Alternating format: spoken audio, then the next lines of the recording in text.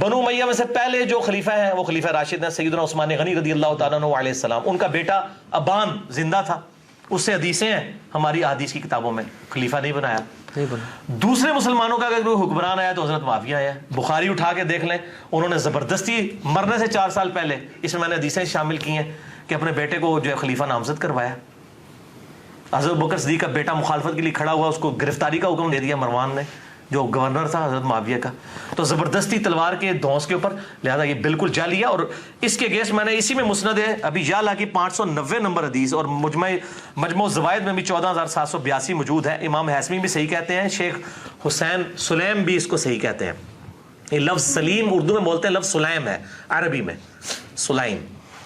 پھر انجام کیا ہوا وہ صحیح بخاری کے اندر حدیث ہے, 7109 نمبر حدیث. حضرت حسن کو حضور صلی اللہ علیہ وسلم نے اپنی گود میں اٹھایا ہوا تھا, ٹھیک ہے. اور یہ حدیث شروع یہ ہوتی ہے کہ جب حضرت علی کی شہادت کے بعد لوگوں نے حضرت حسن کو خلیفہ چنا. یہ بھی یاد رکھیے, حضرت علی نے حضرت حسن کو خلیفہ نہیں بنایا, حضرت علی نے اپنا خلیفہ کسی کو نہیں بنایا. سنی شیعہ کتابوں دونوں میں لکھا, انہوں نے کہا میں یہ وزن نہیں اٹھاؤں گا, میں امت کو اسی طرح چھوڑ کے جا رہا ہوں, اپنا خلیفہ خود چننا جس طرح حضور کی وفات کے بعد ہم نے ابو بکر کو چنا تھا, میں نے نہیں کسی کو بنانا. پھر لوگوں نے مشورہ کر کے حضرت حسن کو چنا. حضرت حسن نے 40,000 کا لشکر لے کے آئے, صحیح بخاری 7109. سامنے سے حضرت میر معاویہ عمر بن عاص کہتے ہیں کہ معاویہ یہ تو وہ لشکر ہے جس نے موت پہ بیعت کی ہے, یہ تو ہماری تکہ بوٹی کر دے گا. تو حضرت معاویہ نے کہا پھر کیا کریں, ان کا صلح کرو حسن کے ساتھ, اس کے بغیر چارہ نہیں ہے. اچھا, انہوں نے پھر کہا ٹھیک ہے صلح کر لیتے ہیں, صلح آفر کرتے ہیں. اور سورۃ الانفال کے اندر یہ موجود ہے کہ اگر کافر بھی میدان جنگ میں صلح کی آفر کرے تو جنگ روک دو. حضرت حسن کو بھیجا صلح کے لیے. حضرت حسن رضی اللہ تعالیٰ عنہ نے وہ صلح قبول کر لی اور ان کے حق میں دستبردار ہو گئے. کیوں کہ میں ان کو فری ہینڈ دے دوں, جو یہ کہتے ہیں نا قاتلین عثمان سے بدلہ لینا ہے, تو اب لے کر بتائیں جو ان کے زوم میں ہے وہ بتا دیں. یہ نہ کہ میرے پاس خلافت نہیں تھی تو میں خلافت حوالے کرتا ہوں. اور حضور صلی اللہ علیہ وسلم کے الفاظ وہاں پر پھر وہ تابعی 7109 کہ حضور نے حضرت حسن کو گود میں اٹھا کر کہا تھا میرا یہ بیٹا سید ہے, اس کی وجہ سے اللہ تعالیٰ مسلمانوں کے 2 گروہوں میں صلح کروا دے گا, اس کی وجہ سے, یعنی یہ قربانی دے گا. حضرت امیر معاویہ نے قربانی نہیں دی ہے, حضرت حسن نے. اس کا اس کی وجہ سے 2 گروہوں میں صلح کروا دے گا. الحمدللہ حضرت حسن نے فری ہینڈ دیا کہ بھائی آپ دیکھ لیتے ہیں. آپ کا دعویٰ تھا نا وہ جس طرح آج کل ہے جی, وہ کہتا ہے جی مجھے حکومت دو, کہتا ہے مجھے حکومت دو, یہ لو جی حکومت پڑی, آپ کر کے بتاؤ, لگ پتا جائے گا. لیکن پھر 20 سال تک, یہ 41 ہجری میں واقعہ ہوا اور حضور کی پریڈکشن پوری ہوئی کہ 30 سال تک خلافت علی منہاج النبوہ جو میں نے بیان کیا ابو داؤد ترمذی اور مسند احمد سے, وہ پورے ہوئے. اور ایون امام ابن تیمیہ نے منہاج السنہ میں لکھا کہ ربیع الاول کے مہینے میں, دن کنفرم نہیں لیکن ربیع الاول میں حضور کی وفات ہوئی تھی 11 ہجری میں, اور 41 ہجری ربیع الاول میں صلح حسن ہوئی اور 30 سال پورے ہوئے. اور امام ابن تیمیہ جیسے شخص جنہوں نے اہل تشیع کے خلاف منہاج السنہ لکھی, اس کتاب میں لکھتے ہیں کہ حضرت حسن 5ویں خلیفہ راشد ہیں, 6 مہینے ان کے بھی خلافت راشدہ ہیں کیونکہ 30 سال ان کے 6 مہینے بنا کر پوری ہوتی ہے وہ شامل کر کے. لہٰذا امیر معاویہ رضی اللہ تعالیٰ عنہ یا یزید ابن معاویہ یہ دونوں خلیفہ راشد نہیں بلکہ اسلام کے بادشاہ ہیں. یہ انہوں نے لکھا. بھائیو, یہ 20 سال تک کسی شرط پر عمل نہیں ہوا بلکہ اسی طریقے سے ممبروں پر حضرت علی کو گالیاں نکالی جاتی رہیں. اور پھر جاتے جاتے وہ ٹرننگ پوائنٹ آیا کہ حضرت حسن کے ساتھ جو صلح کا معاہدہ تھا توڑا, اور وفا سے 4 سال پہلے خلیفہ کی بیعت, اپنے بیٹے کی بیعت لینی شروع کر دی کہ میرے مرنے کے بعد یہ خلیفہ بنے گا.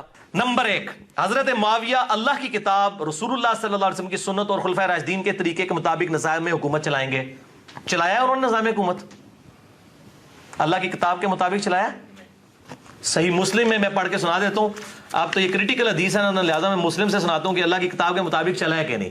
صحیح مسلم 4776. عمر بن عاص کو آ کے ایک بندہ کہتا ہے, بڑی لمبی حدیث ہے, کہ آپ ہمیں اطاعت امیر کے اوپر حدیثیں سناتے ہیں اور آپ کے چچا کا لڑکا معاویہ جو ہمارا حکمران ہے یہ تو ہمیں کہتا ہے کہ ہم لوگوں کو ناحق قتل کریں اور لوگوں کا مال ناحق طریقے سے ہڑپ کریں. جبکہ اللہ تعالیٰ سورۃ النساء کی آیت نمبر 29 میں کہتا ہے کہ اے ایمان والو, لوگوں کا مال ناحق طریقے سے ہڑپ مت کرو اور ایک دوسرے کو قتل مت کرو. آپ بتائیے ہم اللہ کی مانیں یا معاویہ کی مانیں؟ یہ صحیح مسلم ہے, سنابلی صاحب ہے, یہ جھوٹی تاریخ نہیں ہے حکمران نے لکھوائی ہوئی. صلاح الدین یوسف صاحب کے لیے بھی ہے 4776 صحیح مسلم. تو عمر بن عاص نے بھی سر جھکا لیا, خاموش ہو گئے تھوڑی دیر کے لیے. پھر کہا جی معاویہ کی اطاعت کرو اللہ کی اطاعت کے اندر, اور جس میں وہ اللہ کی اطاعت سے باہر ہو تم اس کی نافرمانی کرو. تو یہ پہلی شرط کا میں نے آپ کو انجام بتا دیا کہ جی کتاب اللہ اور سنت کے مطابق، کتاب اللہ کے مطابق عمل ہوا. اچھا جی، دوسرا، اپنے بعد کسی کو جانشین مقرر نہیں کریں گے اور امت کو خلیفہ کے لیے انتخاب کو شورا پہ چھوڑیں گے. یہ بھی خلفائے راشدین کی سنت تھی، چھوڑی. بخاری اٹھا کے دیکھ لیں کہ اپنی زندگی میں تلوار کی زور کے اوپر اور زبردستی جو ہے وہ بیعت لینا شروع کر دی. صحیح بخاری 4827 نمبر حدیث ہے. مروان بن حکم نے کہا کہ امیر المومنین معاویہ بن ابی سفیان کو اللہ تعالیٰ نے یہ بات سجھائی ہے امت کے وسیع تر مفاد میں، وہ چاہتے ہیں اپنے بعد اپنے بیٹے کو خلیفہ نامزد کرتے ہیں. اور حاکم میں اور سنن نسائی الکبریٰ میں موجود ہے جس طرح کہ ابو بکر نے عمر کو کر دیا تھا. دیکھو عمر بیٹے تھے ابو بکر کے. یہ پوری روایتیں میں پھر اور پاسے ٹور پاؤں گا، جس کو شوق ہے یہ پڑھیں. میں نے اس میں یہ ساری روایتیں لکھی ہیں میرے بھائیوں، ساری کی ساری روایتیں. تو یہ ان لوگوں نے دھوکہ دیا ہے اور یہ کوئی انہوں نے پھر شورا کے اوپر نہیں چھوڑا، زبردستی جو ہے وہ امت کے اوپر وہ سب کی ساری چیزیں جو ہیں وہ مسلط ہو گئی. اس کے بعد سنیں تیسری شرط، سیدنا علی کی جماعت کے لوگ جو صلح کے بعد ہتھیار ڈال چکے ہیں. یہاں پہ بھی پیپلز پارٹی کی حکومت آتی ہے، مسلم لیگ کے لوگ فارغ، مسلم لیگ کی حکومت آئی، پیپلز پارٹی کے لوگ فارغ. انہوں نے اور ساڑھے لوگوں نے تو ان سے انتقامی کارروائی نہ کی جائے. اور انتقامی کارروائیوں کی ایک پوری داستان ہے. اس سے بڑا کیا انتقام ہے کہ دور میں لعنت کی جائے صحابہ کرام پر، ممبروں پہ، سیدنا علی پر، نعوذ باللہ. اور چوتھا کہ آل محمد کے لیے خمس، جو مال غنیمت میں سے، مال فے میں سے حصہ جو اللہ نے قرآن میں مقرر کیا سورۃ الانفال کے اندر، وہ آل محمد کو ملے. کہتے ہیں وظیفہ لگ گیا تھا حضرت حسن کا. او وظیفہ پائی معاویہ نے نہیں لایا، وہ اللہ نے لایا ہوا ہے، اہل بیت دا. دیکھو فراڈ کرتے لوگوں کو صحیح بات بتائیں، مطلب جھوٹی وکالت تو نہ کریں نا، سچی وکالت کریں.